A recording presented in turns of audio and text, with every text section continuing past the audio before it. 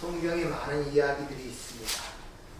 시도 있고 단편적 소설도 있고 역사서도 있고 묵시, 계시의 어떤 그런 말씀도 있습니다. 그런데 이 로마서는 가장 인간의 이성에 적합하도록 아주 논리적이고 합리적으로 기록이 되어 있습니다.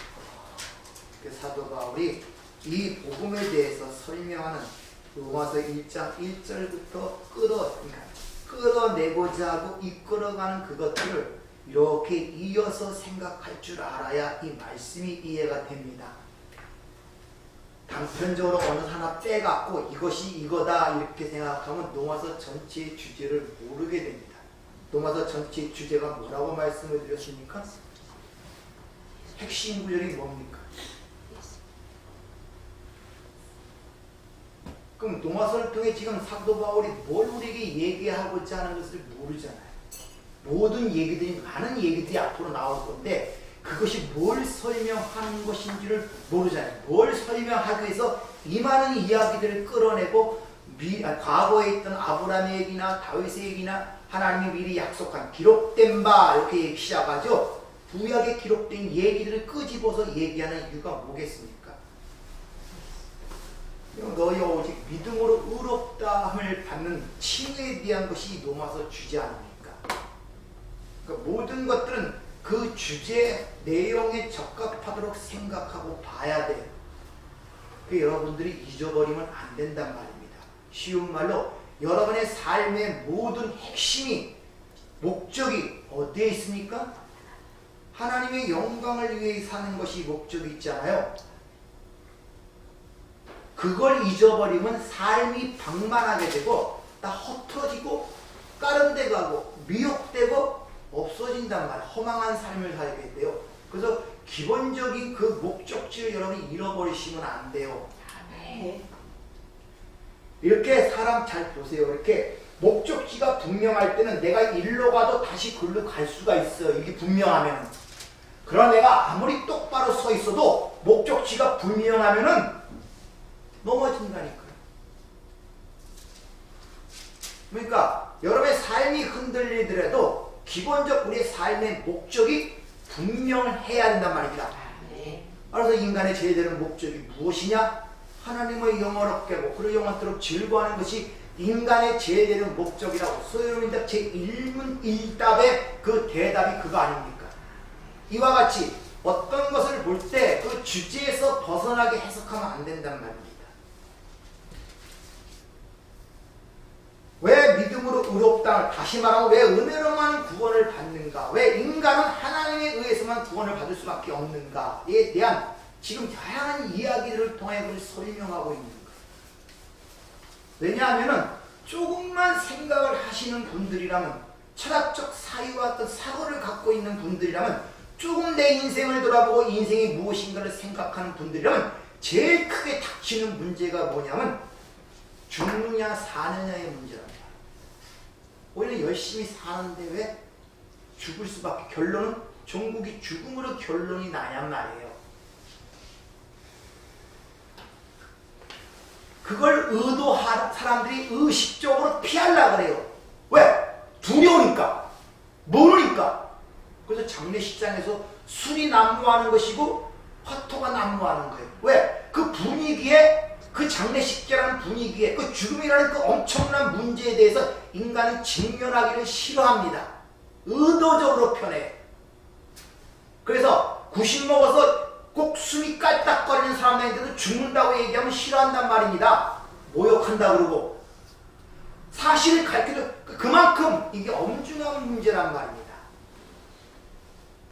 여러분의 삶의 모든 문제는 가장 밑바탕이 바로 거기서부터 드러난, 거기서부터 두려움과 불안이 여러분의 삶 전체를 안개처럼 휩싸고 있는 거예요. 그러니까 불안하고 두려움이 거기서 다 반출되는 거예요. 따라서 이 죽음의 문제, 사냐와 죽음의 문제에 확실한 해답을 갖지 못하면 삶이 항상 흔들릴 수밖에 없고, 그러다 보니까 자꾸 실제를 외면하고 가상으로 자꾸 들어가려는 인생의 혼돈이 생긴단 말입니다. 왜? 생각하면 고통스럽거든요. 불쾌하거든요. 어둡거든요. 답답하거든요. 무섭거든요. 그러니까 거기 직면은 그게 진짜 문제인데 거기서 자꾸 고개를 돌려서 잠시 주는 미혹, 환각, 환란, 허상, 꿈 거기에 몸을 맡겨 그걸 잊으려고 하지만은 절대 잊을 수가 없어. 왜? 인간의 근본적 몸속에 그 죽음이라는 문제가 어머니 뱃속에서 하고 숨을 쉴 때부터 그 인생 전체가 지금 가까이 가고 있는 것입니다. 죽음이 멀리 있는 게 아니라 지금 같이 있다니까요. 근데 그걸 자꾸 외면하려고 그래요. 사람들은 의식적으로 자꾸 안 생각하려고 그래요. 그 문제에서 해답을 얻지 못하면 삶이 항상 흔들리고 어려울 수고 불안하고 두려울 수밖에 없습니다. 세상에 제일 무서운 자가 누구랍니까? 죽음을 두려워하지 않는 자. 싸울 때 싸움 잘하는 사람 아무리 기술이 좋아도 죽음을 두려워하지 않고 덤비는 사람한테는 안 됩니다. 안 돼요. 죽음을 두려워하지 않고 죽기 사이버리라는 거 안 된다니까요. 아무리 싸움 기술이 좋아도. 근데 거기에 전부 다 외면들을 하고 있단 말이에요. 세상 사람은 죽었기 때문에 그렇다 치더라도 믿는 성도들조차도 거기에 대한 심각한 고민을 통해서 자신이 어떤 해답을 얻고 거기에서 해방을 얻으려는 갈등과 고민과 이 싸움이 없어요. 신앙생활 속에서. 어떻게 하든지 말씀을 붙잡고 기도하는 가운데 그 알지 못하는 내면 속에 나오는 두려움을 이기고 해결받고자 하는 간절함이 신앙 속에서 보이지 않는단 말입니다. 그냥 흘러가듯이.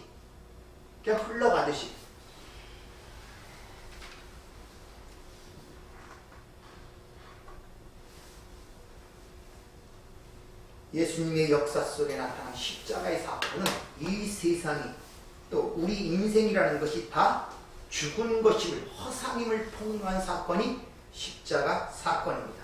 요한복음 16장 11절 심판에 대하여라면 이 세상 임금이 심판을 받았습니다. 이 세상 임금이라는 것은 세상을 대표하는 자입니다. 그러니까 이 세상 임금이 심판받았다는 것은 세상이 심판을 받았다는 것입니다. 자, 보이지 않는 묵시의 세계는 이 보이는 세상의 허상이라고 그러고 이 보이는 세상에 사는 사람들은 그걸 보지 못하니까 그 묵시가 환상이라 그래요. 서로 허상이라 그래요. 그런데 십자가의 사건을 통하여 이 세상 임금이 심판받았다는 내용을 통하여 허상이 세상의 허상임을 확증했단 말입니다. 어떻게? 죽으신 가운데 그분이 부활하신 예수가 홀로 이루신 그것이 진짜였구나를 보여준 것이 부활 사건이란 말입니다. 예수 외에 세상에서 죽은 가운데 부활한 자가 누가 있겠습니까? 그러니까 예수님의 십자가 사건은 이 세상이 다 죽은 세상이다를 온 우주에 선포하고 설하는 것이 십자가의 사건이었단 말입니다. 그래서 성경은 십자가에서 세상과 그리고 율법 그리고 우리의 육신을 못 박았다 이렇게 선언을 하고 있습니다. 그럼 죽어야 할 것이 뭐라고요? 세상, 율법, 내 육신의 몸이 죽어야 할 것이라는 것을 십자가를 통해서 우리에게 보여주고 있단 말입니다. 그러니까 세상이나 율법이나 우리의 육신이나 같은 맥락의 내용들을 갖고 있는 거예요. 따로따로 있는 것이 아니라 세상이 나고 내가 세상에 그 인간들이 행하는 인본주의가 곧 율법주의란 말입니다. 같은 의미, 같은 맥락을 갖고 있다는 것이죠. 자, 그렇다면 우리가 제일 먼저 무엇을 깨달아야겠습니까? 십자가를 통하여. 나는 죄인이기 때문에 죽는 자신의 실체가 깨달아져야 돼요. 그래서 주님이 내가 지금은 아무리 말을 하고 보여도 너희는 못 깨달아. 내가 아버지께로 가서 아버지께 구하여 또 다른 보혜사 너를 도울 자를 보내는데 그게 진리의 영이야. 그가 너에게 오면 그때 가리키는 게 죄에 대하여. 근데 그 죄를 뭐라고 설명합니까? 주님이? 나를 믿지 아니함이 죄라고 설명하잖아요. 의를 뭐라고 설명합니까? 내가 아버지께로 가는 것입니다. 그죠? 하나님과 교통이 회복이 되는 걸 의라는 거예요. 관계성이 회복되는 걸 의라 그러는 거예요. 그 관계성이 그렇습니까? 내가 창조 앞에 피조물의 위치, 나는 뒷그리고 죽은 자이기 때문에 하나님의 은혜가 없이 살 수가 없는 존재를 인정하는 그 자리에 서 있고 그 관계가 형성된 것을 의라 그랬잖아요. 심판은 그분으로 인하여 십자가에서 세상 임금이 심판을 받았다는 것입니다. 이것이 죄에 대하여, 의에 대하여, 심판에 대하여 성령이 우리 안에서 가르치는 내용들이란 말입니다.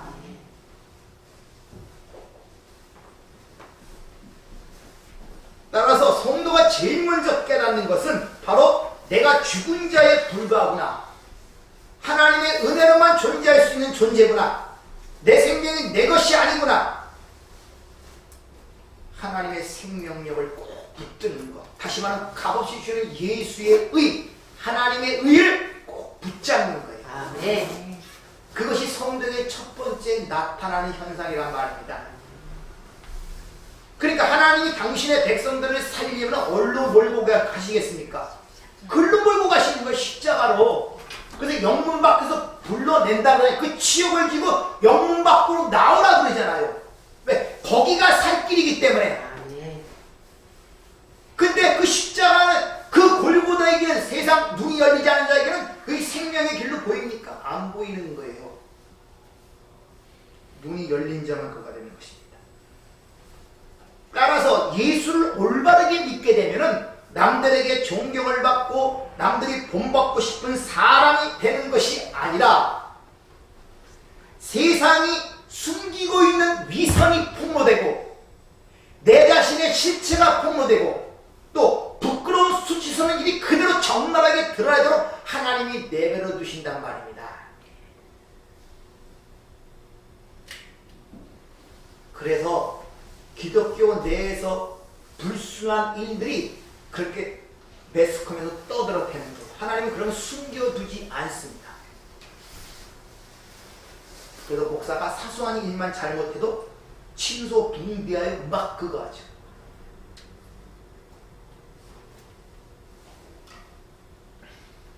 하나님은 당신의 백성들에게 절대 이 허생된 세상을 살아가면서 이 세상뿐 아니라 어떤 상황 속에서 세상과 자신을 사랑하지 못하도록 만드시는 게 하나님의 일이에요. 그래서 너희가 세상을 세상에 있는 것과 세상을 사랑하면 하나님의 사랑이 그 속에 없다고 요한일서 그렇게 얘기하잖아요.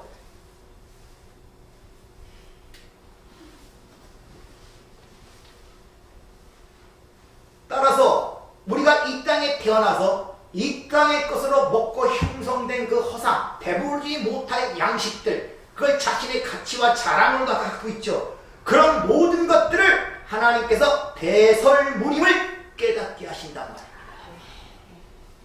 내가 그렇게 이 땅에서 소중하게 생각하고 가치 있게 생각하고 내 위상과 자랑으로 생각하고 열심히 수고했던 그 모든 것들이 다 쓰레기임을 깨닫게 한단 말입니다. 그 말을 주님께서 너희가 살고자 하면 죽을 것이요 죽고자 하면 살 것이라는 그 말씀의 의미란 말입니다. 사도 바울이 그런 내용을 이같이 고백하죠. 빌립보서 3장 7절부터 11절까지 말씀을 한번 잘 들어보세요. 그러나 무엇이든지 내게 유익하던 것을 내가 그리스도를 위하여 다 해로 여길 뿐더러 또한 모든 것을 해로 여김은 내 주 그리스도 예수를 아는 지식이 가장 고상하기 때문이라. 내가 그를 위하여 모든 것을 잃어버리고 배설물로 여김은 그리스도를 얻고 그 안에서 발견되려 하느니 내가 가진 의는 율법에서 난 것이 아니요 오직 그리스도를 믿음으로 말미암은 것이니 곧 믿음으로 하나님께로부터 난 의이라. 내가 그리스도와 그 부활의 권능과 그 고난의 참여함을 알고자 하여 그의 죽으심을 본받아 어떻게 해서든지 죽은 자 가운데서 부활에 이르려 하노니. 자, 사도 바울이 다메섹 선상에서 영광의 주님을 만난 이후에 주님의 예수의 의를 알게 되자 그 다음부터 깨닫게 한 사실이 예수 그리스도를 아는 지식 외에는 모든 것이 쓰레기라는 사실을 깨닫다고 지금 고백하고 있단 말입니다.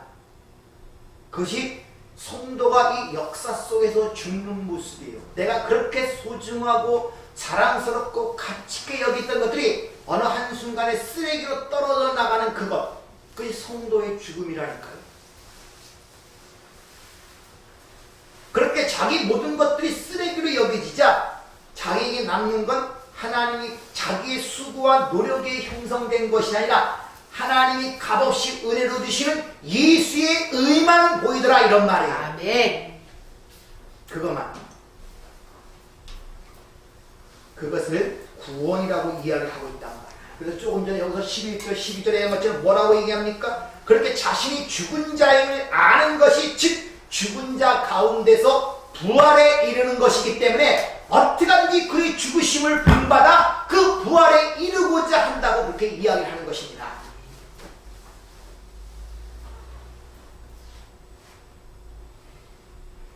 자, 성경을 볼 때 항상 이 땅은 하나님께서 양면, 빛과 어둠, 악과 선, 뭐 옳고 그름 이렇게 양면성을 갖고 설명을 합니다. 근데 이것이 선악과를 따라 선악이냐는 그 선악의 논리에 의하여 세상이 형성된 가운데 우리가 태어나고 자랐기 때문에 하나님의 말씀을 들을 때도 그렇게 들어버려요. 근데 빛과 어둠이 역할상 있는 것이지 원래 따로 있는 것이 아니란 말이에요. 하나님은 어찌 빛과 어둠으로 나눕니까? 빛과 어둠으로 생각하는 종교들은 조로아스터교예요. 빛은 어둠을 드러내는 걸 빛이라 그러고 어둠은 뭡니까? 빛을 드러내는 게 어둠이라 그래요. 그럼 빛을 통해 어둠이 뭔가를 그게 빛이 돼버리는 거예요. 그냥.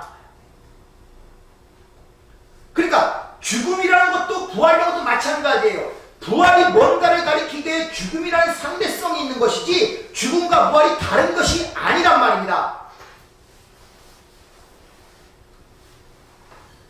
자, 그러면 사도 바울이 그렇게 배설물처럼 여겼다는 게 무언가를 알아야 되지 않습니까? 일반적으로 배설물처럼 여겼다 그러면 세상이 얘기하는 뭐 물질, 금은 보석 이제 그런 것들은 그냥 안 보이고 이제 나는 오직 하나님의 뜻대로 살기 착하고 선한 일만 할 것이다. 뭐 이런 식으로. 그러니까 출세도 안 하고 돈도 안 벌고 명예도 안 좋아할 것이다. 뭐 그런 식으로 알고 있어요. 그런 걸 배설물 여긴다는 건 아니란 말입니다. 그렇게 그걸 배설물을 여겼던 그것을 사도 바울이 직접 고백을 합니다. 한때 사도 바울이 어떤 사람이었나? 빌립보서 3장 4절 6절을 보면 나도 육체를 신뢰할 만하니 만일 누구든지 다른 이가 육체를 신뢰할 만한 것이 있는 줄을 생각하면 나는 더욱 그러하니라. 내가 8일 만에 할례를 받고 이스라엘 족속이여 베냐민 지파여 히브리인 중에 히브리인이여 율법으로는 바리새인이여 열심히 교회를 박해하고 율법에 의로는 흠이 없는 자로다. 내가 그 선을 위하여 그렇게 지금까지 수고하고 애쓰고 노력한 것이 다 헛것이라 이런 말이에요. 그게 배설물이라는 거예요. 물질적 요소를 얘기하는 것이 아니라 여러분이 이걸 가치라고 생각하니까 자꾸 그 가치 있던 걸 버린다는 그런 물질적으로 생각하는데 그런 게 아니야. 이 땅에서도 그 금이 어떤 사람에게는 아무런 소용없는 사람이 있단 말이야. 빠삐용 같은 데 보면 진주덩어리 이만한 게 공기놀이 하는 게 보이잖아요. 거기서 아무런 가치가 없단 말입니다. 여러분 돈이라고 하는 5만원짜리 이게 무슨 가치가 있습니까? 종이대가리가 이거. 화폐격이라고 이거 휴지에 휴지. 다만 인간 간의 약속에 의하여 그 많은 가치를 인정하는 그 약속에 의하여 그게 대신 사용하는 그 자체 가치가 없단 말입니다. 여러분들. 그거 종이대가리에 의해 사람의 목숨을 빼앗는 게 세상이라니까요. 여러분들. 그게 뭐 대단한 거라고 종이대가리가 그것이.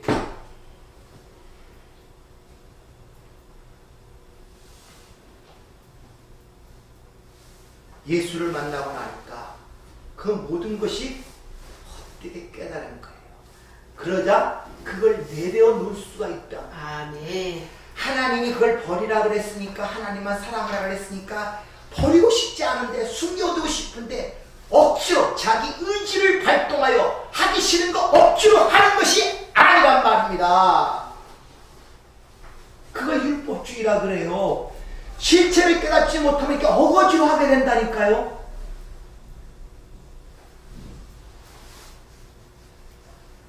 사도 바울이 그러한 자신의 그 신앙생활을 고린도 15장 31절 형제들아 내가 그리스도 예수 우리 주 안에 가진 바 너에게 대한 나의 자랑을 두고 단언하노니 내가 날마다 죽노라는 그 말씀에 의란 말입니다.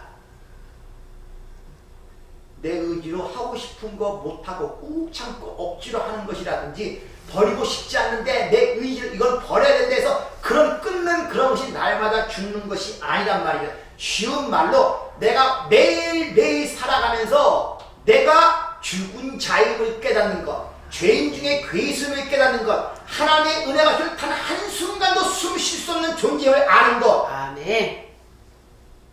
그게 날마다 죽는 거란 말이에요. 아멘. 그리고 그렇게 끝나잖아, 인생이. 우리 육신의 인생이. 근데 그렇게 끝나면서도 사람들은 몰라요. 그러니까 사는데 결국 썩어짐의 종으로 타다 사망으로 떨어지는 것이고, 우리는 그걸 알기 때문에 벗어나려고 죽는데 오히려 가서 부활의 영광을 맛보는 것입니다. 아멘. 그것이 이렇게 자신이 폭로되고 날마다 죽어지자 뭘 깨닫게 되냐? 부활을 깨닫게 됩니다. 아, 이게 부활이구나. 자기가 날마다 죽는 가운데 깨달아진 것이 부활이 이런 것이었구나를 알게 돼서 바로 고린도 15장 부활장을 기록하는 것입니다. 거기서 가장 많이 부활에 대해서 이야기를 하는데 어떻게 부활을 사도 바울이 깨닫는가 한번 들어보세요. 고린도전서 15장 35절에서 44절까지 한번 잘 들어보세요. 누가 묻기를 죽은 자들이 어떻게 다시 살아나며 어떠한 몸으로 오느냐 하니, 어리석은 자여, 내가 뿌리는 씨가 죽지 않으면 살아나지 못하겠고, 또 내가 뿌리는 것은 장래의 형체를 뿌리는 것이 아니요 다만 밀이나 다른 것의 알맹이뿐이로되, 하나님이 그 뜻대로 그에게 형체를 주시되 각 종자에게 그 형체를 주시느니라. 육체는 다 같은 육체가 아니니 하나는 사람의 육체요, 하나는 짐승의 육체요, 하나는 새의 육체요, 하나는 물고기의 육체라. 하늘에 속한 형체도 있고 땅에 속한 형체도 있으나 하늘에 속한 것의 영광이 따로 있고 땅에 속한 것의 영광이 따로 있으니, 해의 영광이 다르고 달의 영광이 다르며 별의 영광도 다른데 별과 별의 영광이 다르도다. 죽은 자의 부활도 그와 같으니 썩을 것으로 심고 썩지 아니할 것으로 다시 살아나며, 욕된 것으로 심고 영광스러운 것으로 다시 살아나며, 약한 것으로 심고 강한 것으로 다시 살아나며, 육의 몸으로 심고 신령한 몸으로 다시 살아나나니, 육의 몸이 있은즉 또 영의 몸도 있느니라. 사도 바울이 내가 날마다 죽어가운데서 자기가 죽어가니까 부활이 일어나기 시작하는데 그 부활이 어떤 것인가를 깨닫게 된 것을 지금 고린도 15장으로 쭉 지금 우리에게 일러주고 있단 말입니다. 하나님께서 각 종자에게 그 종자대로 각기 다른 형체를 준다고 그러죠. 잘 생각해 보세요. 밀알, 쌀알 다 비슷비슷해요. 콩알 크기만 다르지 다 동글동글한 넓적한 것들. 그런데 그걸 심으면 알맞는 형체를 주신다는 거예요. 사과나무는 사과나무대로, 배나무는 배나무대로, 이삭은 이삭대로, 콩은 콩대로 알맞은 형체를 주시는 이와 같이 물고기도 물고기 적합한 육체를 주고 짐승도 짐승에 적합한 육체를 준다는 것입니다. 이와 같이 육체의 몸이 있은즉 부활의 몸도 있다고 지금 우리에게 이야기를 하고 있죠.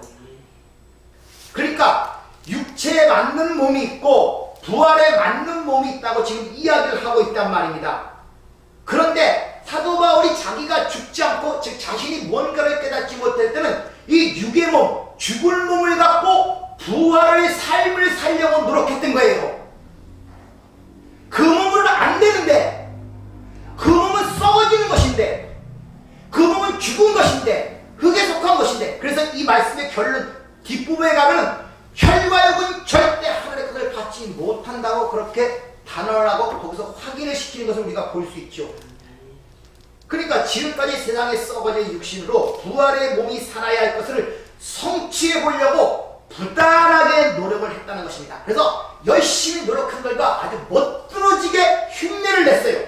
그래서 내가 바리새인 중에 바리새인이요, 히브리인 중에 히브리인이요, 율법은 의로 흠이 없다는 아주 그럴싸하게 세상에 누르볼 때는 아주 착하고 선하고 바리새인 삶을 살았지만 하나님을 알고 딱 만나는 순간에 이 모든 것이 하나님의 의에 적합지 않다는 사실을 깨달았다는 것입니다. 오히려 그렇게 한 열심히 하나님의 의에 복종치 아니하는 결과를 낳게 됐다는 걸 알았다는 거예요. 그러자 자기가 지금까지 그렇게 공동탑이 무너지라 할 정도로 그렇게 쌓았던 것이 모조리 쓰레기 쓰레기처럼 보이고 가감없이 버리게 되더라 이런 말이에요. 따라서 부활의 소망이 있는 자들의 전제 조건이 뭐냐? 내가 누구임을 알아야 됩니까? 조금 전에 고백한 것처럼 자기 몸은 썩을 몸이며 욕된 몸이며 약한 것이며 흙에 속한 자이며 육의 몸이라는 사실에 자각이 있어야 된단 말이에요. 그래서 육으로 심고 영으로 거두고 약한 것을 심고 강한 것으로 거둔다는 말이 거기에 있는 것입니다. 심는다는 것은 그게 죽는다는 말이란 말입니다. 하나의 미랄이 심으면 죽잖아요. 썩고. 그래야 부활을 알게 되고 그 능력을 알 수 있다는 거예요. 그 자각이. 내 자신이 그러함을 깨달아야 된다는 것이죠. 그래야 이 썩을 눈, 이 몸은 썩을 몸이고 육의 몸이고 흙의 몸이니까 새 몸을 소망할 거 아닙니까? 아멘. 자기 몸에 소망을 안 둘 거 아니에요. 이 몸이 그런 줄 알아야 그래야 새 몸 주길 바라고 그걸 기대하고 바라고 소망할 거 아닙니까? 근데 내 몸이 그런 걸 확신치 못하니 새 몸을 바라보는 마음이 없는 거예요. 부활의 신앙이 되지 않는다 이런 말이에요. 그러니까 끊임없이 후패하고 썩어가잖아요. 내가 흐르는 가운데 사망에 가는 그 시간에 제한되어 있는 그걸 붙잡고 늘어지는 거예요. 시간을 멈추려고. 그 몸을 붙잡고. 그래서 온갖 보약도 다 먹고 별걸 다 하잖아요. 돈 있는 사람은 남의 심장 갖다가 끼기도 하고 간을 이식도 하기도 하고 막 어떻게 하든지 얼마든지 조금 더 연명시키고자. 그런데 이 몸이 흐르는 것, 하나님이 정해놓은 그 시간 속에서 그 사망으로 가는 방향을 바꿀 자가 누가 있냔 말입니다. 그러니까 삶이 얼마나 힘들겠습니까? 자기로 멈추지 못하는 그것을 자기 힘으로 멈추려고 발둥발둥 되는 게 이 세상의 삶들이라니까요.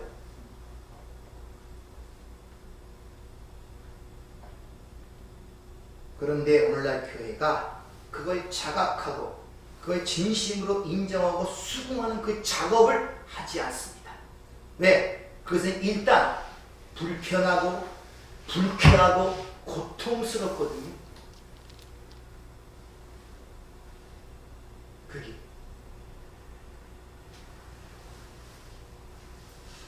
때문에 부활의 소망이 있다는 자들도 그 부활이라는 것이 먼 훗날의 소설의 이야기로 인식하고 있지 현재 내 삶 속에 일어나는 일임을 모르는 거예요. 자각이 안 돼요.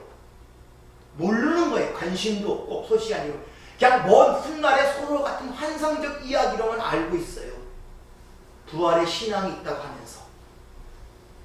부활이라는 것은 새로운 창조입니다. 그래서 늘 그리스도인들을 새로운 피조물이라고 고린도후서 5장 17절을 그렇게 얘기하고 있죠. 자, 부활 신앙이라는 것은 따라서 이 세상이 진짜가 아니라 가짜며 우리가 부활의 몸으로 살게 되는 새로운 세상이 있다는 사실을 자각하고 믿는 것입니다. 아시겠습니까? 그럼 반드시 이 세상은 십자가에 못 박혀야 한다는 확실한 자각이 있잖아요. 십자가에서 뭐가 죽었다고요? 세상과 율법과 내 육신이 거기서 죽었단 말이에요. 그걸 믿는다는 것은 우리가 보이는 이 세상이 허상임을 자각했다는 말이고 내 이 몸을 갖고 왔지만 이 몸의 종국이 죽음이라는 것을 알고 있다는 거예요. 이 몸의 종국이. 근데 문제는 그런 것을 지식적으로 알고 있다 하더라도 이놈의 세상과 율법과 내가 죽는 것이 쉽지가 않아요. 아니 거의 불가능합니다. 그래서 하나님이 여러분 삶 속에 개입을 하시는 것입니다. 그리고 말씀을 믿고 그 약속대로 하나님이 반드시 나를 그 십자가에 끌어가서 죽이고 새 사람으로 살려낼 것을 믿는 것을 성도라고 하는 것입니다.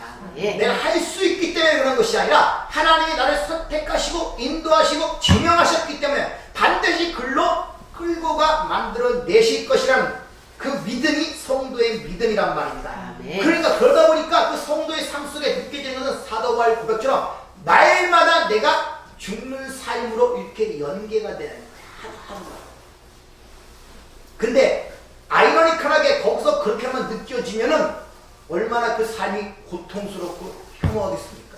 근데 사도 바울처럼 그 가운데 새 사람으로 사는 부활을 알게 되고 만끽하게 되고 감격해 하는 것입니다. 아멘. 그래서 의도적으로 내가 죽은 자 가운데서 부활하려고 죽은 자의 그 모습을 본받아 그 길로 가려고 한다고 그렇게 의도적으로 사도 바울이 고백하는 이유가 바로 거기 있단 말입니다.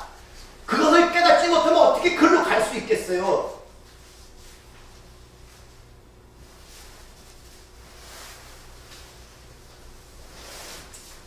이 역사를 하나님에 의하여 눈이 열린 성도가 아니고 누가 이해를 하겠습니까? 이런 거예요.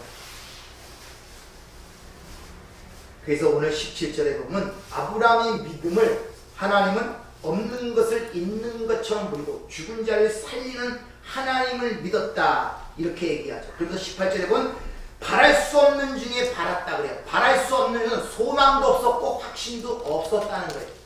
아브라함 잘 보세요. 오늘 본문 말씀을 어떻게 이끌어가는가. 자, 아브라함의 믿음이라는 것이 하나님은 죽은 자를 살리며 없는 것처럼 있는 것처럼 부르시는 이를 믿은 그 믿음의 내용이 그거였단 말입니다. 근데 그 내용을 오전에 얘기한 것처럼 뭐랬습니까? 하나님은 죽은 자를 살리는 그 하나님의 능력을 신뢰했다는 뜻이 아니라 그랬죠.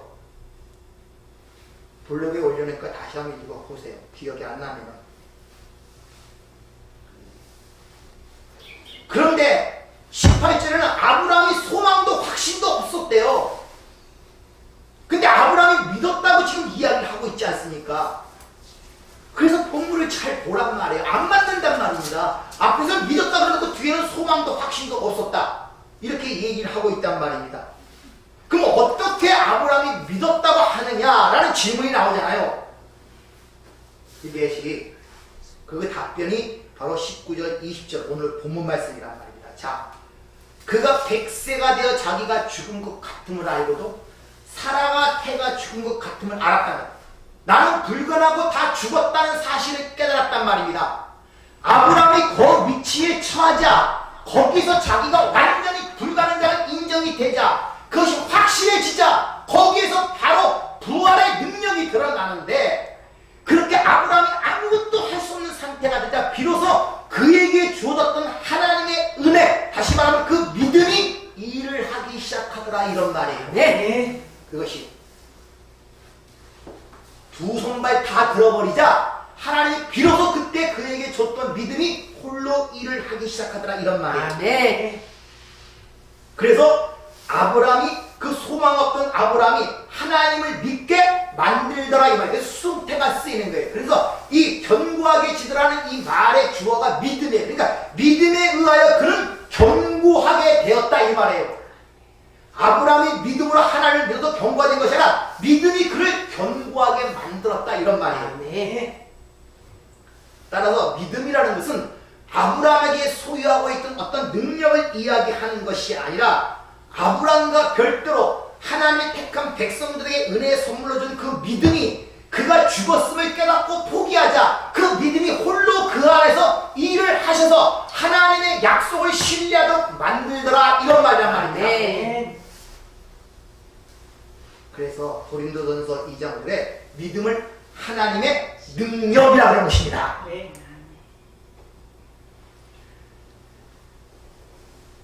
그러니까 하나님의 믿음이 바로 아브라함을 의롭게 한 믿음이었다는 것을 설명하는 거예요. 그러니까 아브라함이 일을 하니까 아브라함이 그 믿음 안에서 견고해진 것입니다.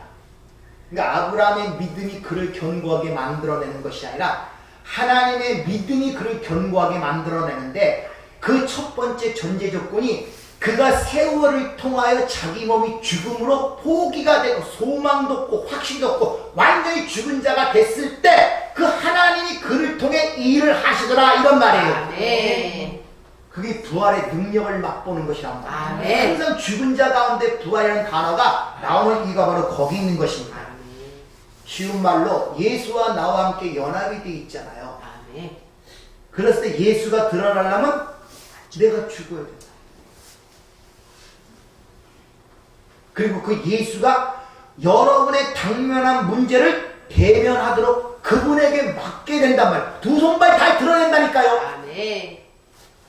내가 그 문제를 감당하려고 하지 말고 내가 그 문제를 감당하기 위해서 하나님의 능력을 빌어 내가 힘있게 나가려고 하지 말고, 근데 우리는 내가 앞서서 그 일을 해결하는데 나만 도움을 주세요. 주인공이 누굽니까? 나예요. 나. 이기면은 내 믿음이에요. 나는 믿음이 있다는 것입니다. 하나님 그런 거 안 해요.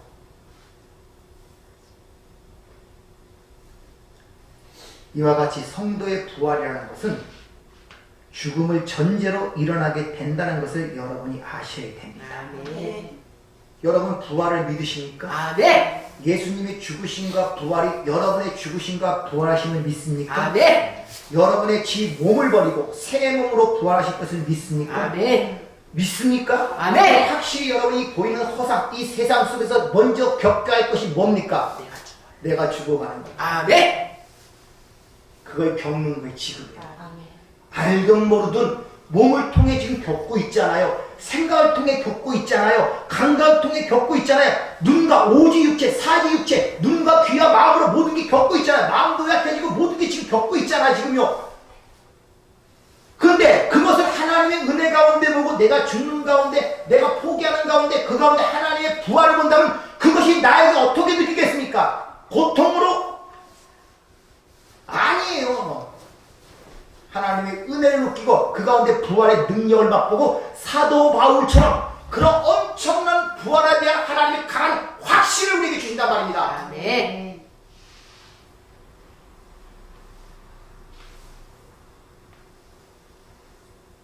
따라서 우리는 반드시 이 인생 속에서 겪어야 할 것이 죽는 거예요. 뭐에 대해 죽고 세상에 대하여 또 내가 죽는 것을 겪어야 된단 말입니다. 그러면 그 내 자존심이라는 인간의 삶의 자존심, 그 옛사람의 자존심이라는 것도 뭡니까? 내 것이 아니잖아요. 옛사람이 죽었다면서요, 예수와 함께.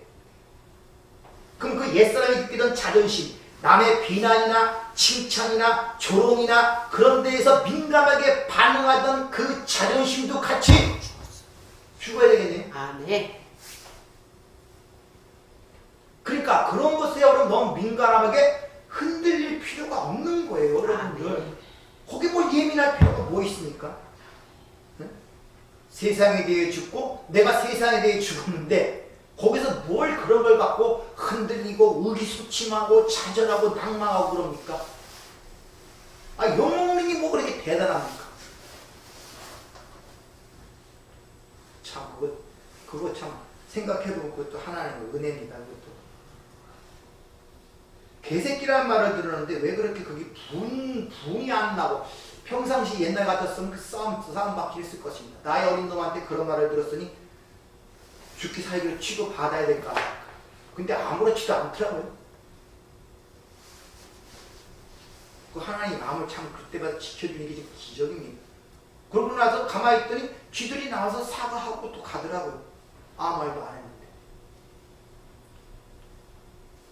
순간순간 하나님께서 이 마음과 생각을 지켜주시면 우리는 세상 것에 일일이 예민하게 반응하여 내가 갈기갈게 다 찢어집니다. 예. 한번 잘 생각해 보세요. 마귀가 어디서 패했습니까? 십자가에서 패했죠. 그 십자가에서 못 박은 게 뭡니까? 세상과 율법과 나를 못 박았다 그러잖아요. 그럼 마귀가 우리를 도발하려면 뭘 다시 살려야겠습니까? 세상을 살리는 거예요. 여러분을 다시 살려내는 거예요. 마귀가 그 짓을 하고 있다니까요. 세상을 살리고 죽은 여러분의 육신을 살려서 자꾸 여러분에게 충동질을 하고 있단 말입니다. 그래서 내 자아가 아직도 여전히 시퍼렇게 살아있는 것이고, 여전히 세상 사람들처럼 윤리, 도덕적 착한 사람 되기, 정치, 사회 개혁하기, 율법주의가 교회에서 판치는 것입니다. 교회 목적이 마치 그거인 것처럼. 자, 세상의 가치관이 여전히 교회를 장악하고 있는 거예요. 그래서 사도 바울이 애통하듯 외치죠. 고린도서 2장 2절 내가 너희 중에서 예수 그리스도와 그의 십자가에 못 박힌 것 외에는 아무것도 알지 아니하고 작정을 했다. 다른 말 안 한다. 우리 성도들은 오전에 말씀드린 것처럼 세상이 헛되고 허무하다고 그렇게 살 수가 없어요. 누구보다 성실하고 착실하게 살아야 됩니다. 착한 일 많이 하세요. 그런 사람은 적어도 세상으로부터 비난받지 않습니다. 아니, 세상에 착한 일하면 그거 한 사람 비난하는 거 봤어요? 칭찬하지? 그 자기 착한 일 못하고 못해서 비난받는 줄 모르고 예수 믿어서 비난받는다고 그렇게 생각들 하고 있다니까요. 착각들 하고 있다니까요. 착하게 사세요. 그러나 어떤 일 하든지 그것이 자신의 평판과 인기와 가치가 돼서는 안 돼요. 어떤 경우에든지 반드시 하나님과 함께하는 백성들은 그 안에서 올바로 살고자 하는 열심이 나올 수밖에 없다는 것입니다. 그리고 모든 사건과 영향 속에서 하나님의 은혜를 보게 되고 그 은혜를 붙들게 되어 있다는 것입니다. 그리고 그 속에서 예수를 배우고 예수를 알게 된다는 것입니다. 사도 바울처럼 무슨 일이라든지 최선을 다하세요. 왜? 사라질 것이지만 모든 것이 하나님 나에게 은혜로 주신 거예요. 진짜 이럴 때 여러분의 가정의 남편이 사랑스러워지고 아들이 사랑스러워지고 아내가 사랑스러워지고 자식이 사랑스러워지는 것이지, 이런 하나님의 진리 가운데 내가 비워내지 못한 상태에서 살아가려면 전부 다 자기 이기주의적입니다. 이게 진짜 사랑하게 돼. 그때는요.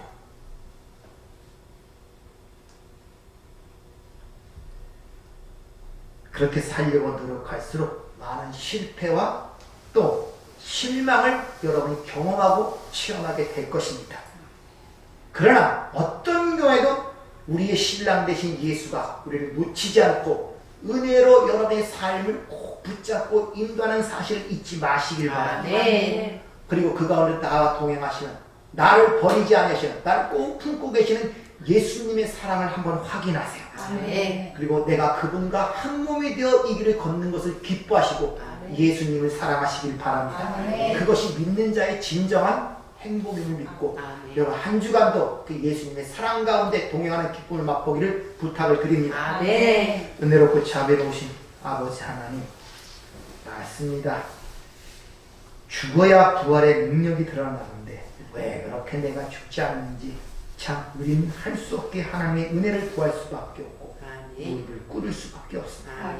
아내 오늘도 말씀의 검을 통하여 이런 부분들을 건드려 주셨사오니 주님 거기에 여유를 두지 마시고 가차없이 모든 걸 제거하여 그 가운데 부활의 능력을 맛보고 사도 바울이 맛본 것처럼 그 부활을 찬양하며 부활의 신앙으로 살아갈 수 있는 저희가 될 수 있도록 축복하여 주시옵소서. 예수님 이름으로 기도하옵나이다.